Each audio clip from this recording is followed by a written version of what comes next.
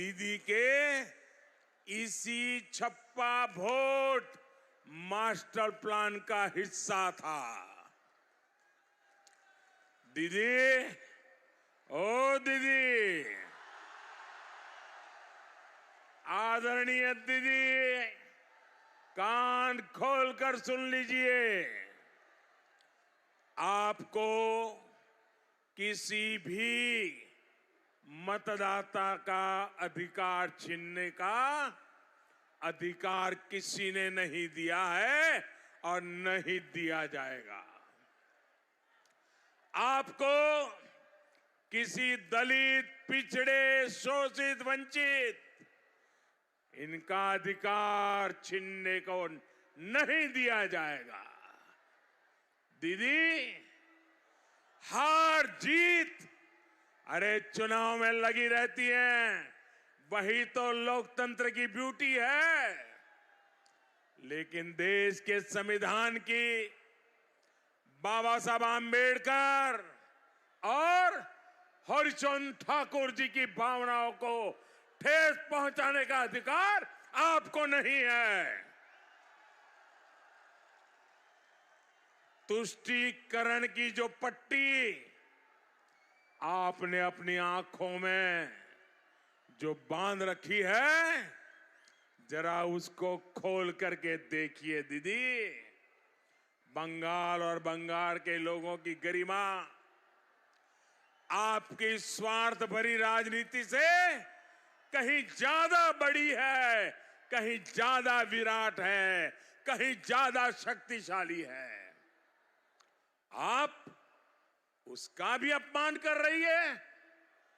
भाई और बहनों, श्री श्री हरिचंद ठाकुर जी की कर्मस्थली बनगांव यहां से बहुत दूर नहीं है। अभी कुछ ही दिन पहले जब मैं बांग्लादेश गया था तो ओराकांदी की पवित्र धरती को चरण स्पर्श करने का मुझे सौभाग्य मिला था।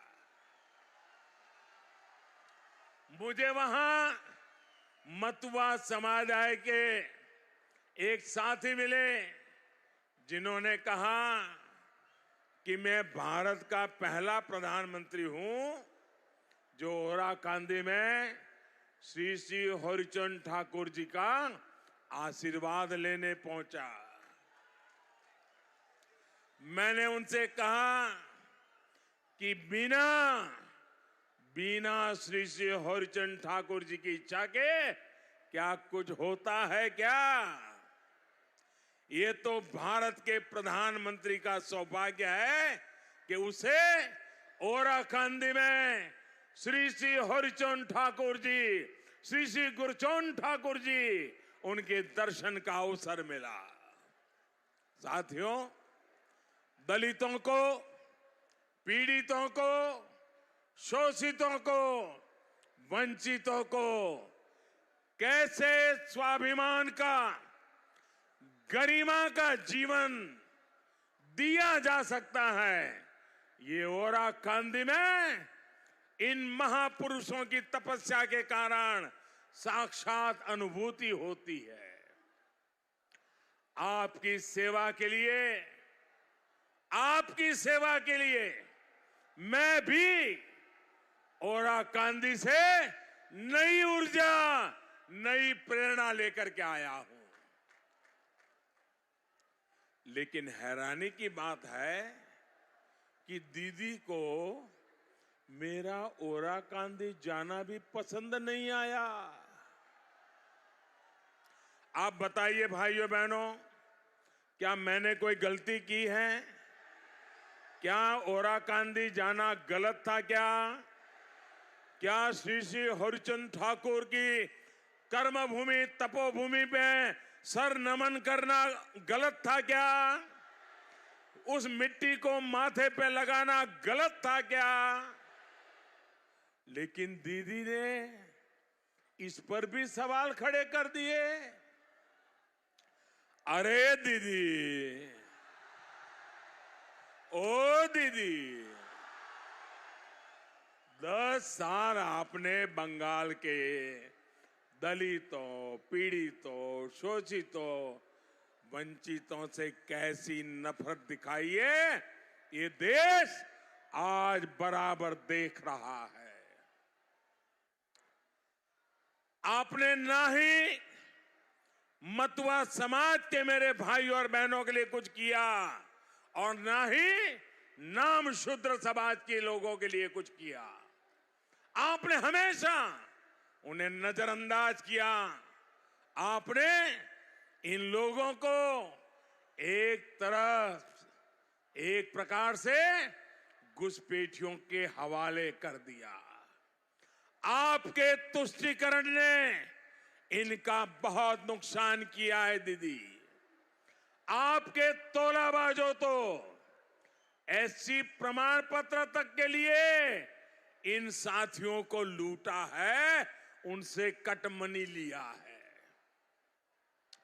बंगाल के लोगों को आपसे ये उम्मीद नहीं थी दीदी। साथियों, मैं यहां आज आप सभी को आश्वस्त करने आया हूं। यहां भारत मां में आस्था रखने वाले सभी शरणार्थी साथियों को हर सुविधा सुनिश्चित की जाएगी। बीजेपी के लिए तो सभी शरणार्थियों, मतुआ और नाम शूद्र साथियों को न्याय दिलाना एक तरह से हमारा भावात्मक कमिटमेंट भी है। ये हमारे प्रेरणा पुंज डॉक्टर श्यामा प्रसाद मुखर्जी वही थे जिनके प्रयास से ये बात बहुत अहम क्षेत्र आज भारत के पास है। भाई और बहनों, मेरा और बीजेपी का ये भी सौभाग्य है कि इस चुनाव में बंगाल की बहनें और बेटियां बीजेपी पर, मुझ जैसे छोटे मोटे हर कार्यकर्ता पर इतना स्नेह दिखा रही है। मैं आदर पूर्वक माताओं बहनों को विशेष रूप से प्रणाम करता हूं। भाइयों बहनों, वो तृणमूल के लोगों को, हमारी यहाँ की माताएं बहनें, ये टीएमसी के लोगों को, ये तोलाबाजों को, ये सिंडिकेट को दो टूक कह रही है। हमारी यहाँ की माताएं बहनें दो टूक कह रही है। मोदी अनेक देवे, मोदी अनेक देवे। वो जानती है कि महिलाओं के विकास के लिए देश के बाकी हिस्सों में जो हुआ है, दीदी उन योजनाओं को यहां बंगाल में रोकती रही है, आने नहीं दिया है। लेकिन दीदी, ओ दीदी, आदरणीय दीदी, ये डिजिटल इंडिया का जमाना है, डिजिटल इंडिया का। ये 21वीं सदी का 21वें वर्ष का ये इंडिया है। बीजेपी सरकार की वजह से आज गांव-गांव में सस्ता मोबाइल फोन, सस्ता इंटरनेट पहुंचा हुआ है। आपका हर झूठ बंगाल की महिलाओं को तुरंत पता चल जाता है। बंगाल की महिलाएं जानती हैं कि सरकार ने बहन बेटियों को इज्जत घर यानी टॉयलेट दिए, मुफ्त गैस कनेक्शन दिए, जनधन बैंक अकाउंट दिया, मुद्रा योजना से बिना गारंटी का लोन दिया, लाखों घर बनाए और घर बनवाए तो घर की रजिस्ट्री बहनों के नाम की, समान वेतन का अधिकार दिया। गर्भावस्था के दौरान